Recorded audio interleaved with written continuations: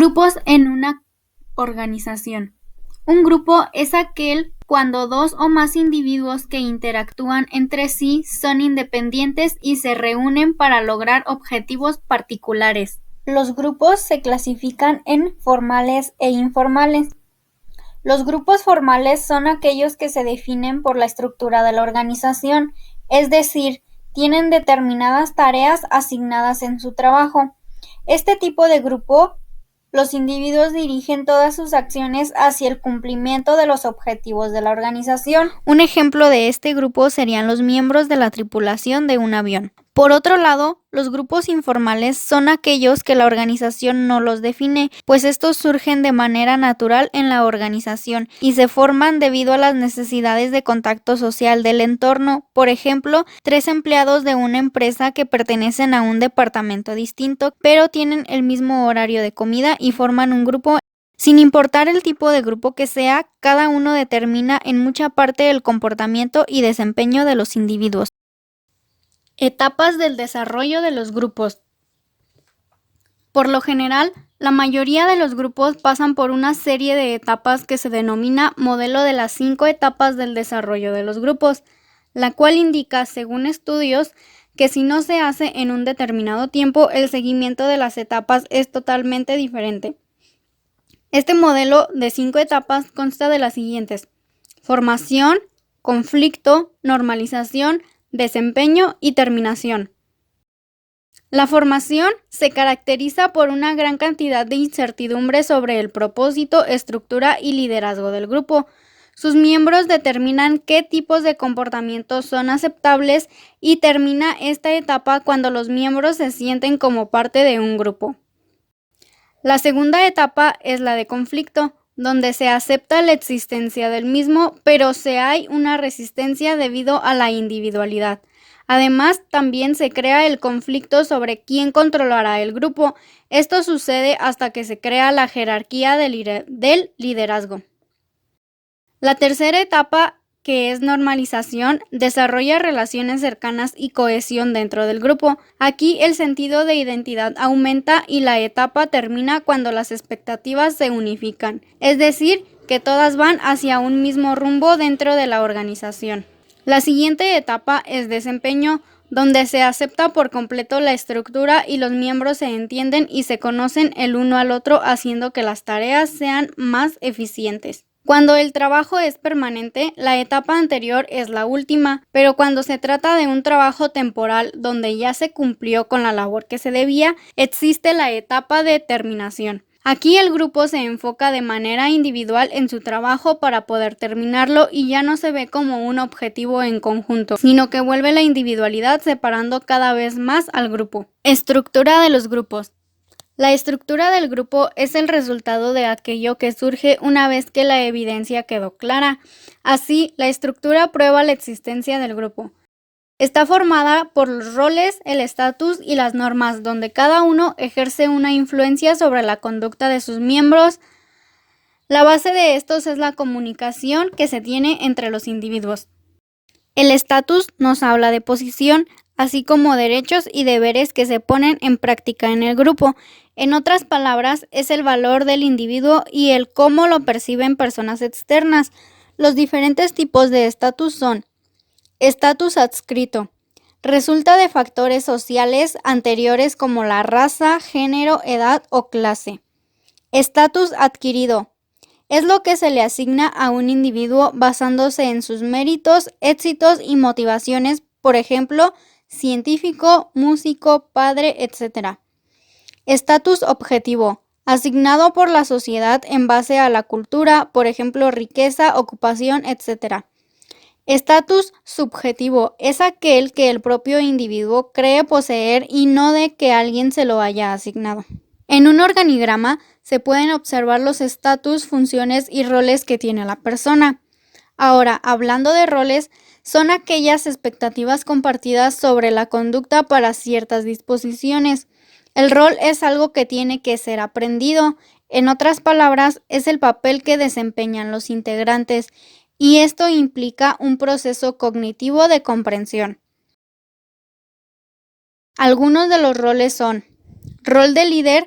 aquel que tiene la capacidad para conducir a la gente en la dirección que él quiera. Rol de novato. Se espera que sea ansioso, pasivo, dependiente y conformista. Rol de impulsor. Debe ser dinámico, extrovertido, salvar obstáculos y retos. Rol de cohesionador. Debe ser social, suave, escucha y construye para evitar el conflicto. El rol del chivo expiatorio, donde su función consiste en ser el depositario de los problemas del grupo. Ahora, pasando a las normas, son aquellas que regulan la productividad de las conductas de las siguientes tres formas. Distribución, grado de conocimiento de la norma, aceptación y realización. Imposición, refleja la intensidad asociada a la norma, agente de la imposición y dimensiones. Transmisión, las normas pueden ser trasladadas a miembros a través del grupo. Comunicación y toma de decisiones de los grupos. La comunicación significa compartir, participar en algo o poner en común. A través de ella, los seres humanos compartimos información diferente entre sí. La comunicación tiene 4 funciones principales dentro de un grupo, y estos son control, motivación, expresión emocional e información. Para el control, las organizaciones tienen jerarquías de autoridad y lineamientos formales que se exige que los empleados sigan. Por ejemplo, cuando a los empleados se les pide primero que le comuniquen cualquier asunto relacionado a su jefe inmediato. De esta manera, la comunicación controla el comportamiento, pero no debe ser excesivo, puesto que puede llegar a ser hostigante.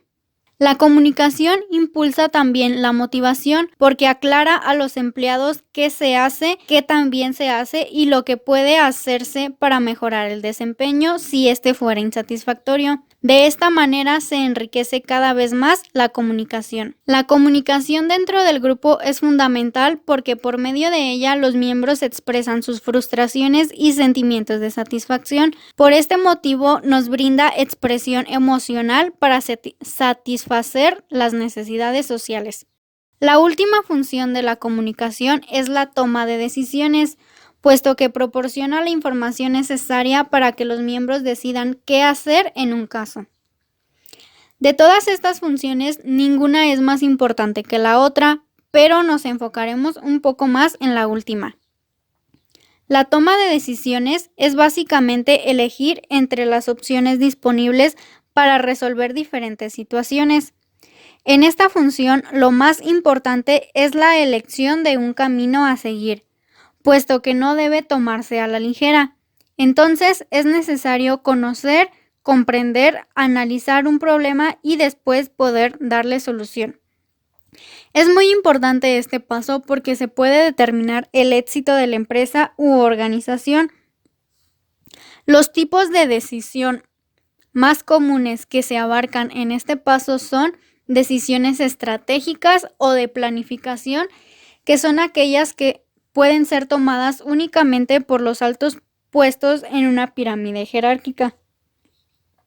Las decisiones tácticas o de pilotaje, que son decisiones tomadas por directivos intermedios y tratan de asignar los recursos disponibles para alcanzar los objetivos. Por último, están las decisiones operativas, que son tomadas por puestos más inferiores de una pirámide jerárquica y son las relacionadas a las actividades más comunes de la empresa. Por último, tenemos los tipos de trabajo y su comportamiento. Existen 6 tipos principales de equipos de trabajo en las organizaciones y estos son: equipos informales. Generalmente se forman con fines sociales y pueden ayudar a facilitar las preocupaciones comunes de los empleados y mejorar las condiciones de trabajo. Estos equipos se forman a partir de un conjunto de intereses comunes que pueden o no ser los mismos que los de la organización. Equipos tradicionales. Los equipos tradicionales son las áreas de organización comúnmente consideradas como departamentos o áreas funcionales. Los líderes o directivos de estos equipos son nombrados por la organización y tienen el poder legítimo en el equipo. Equipos para resolver problemas. Estos equipos se forman únicamente cuando surge un problema que no puede ser resuelto por algún otro equipo. Sus miembros vienen de diferentes áreas y se encargan de encontrar una solución al problema.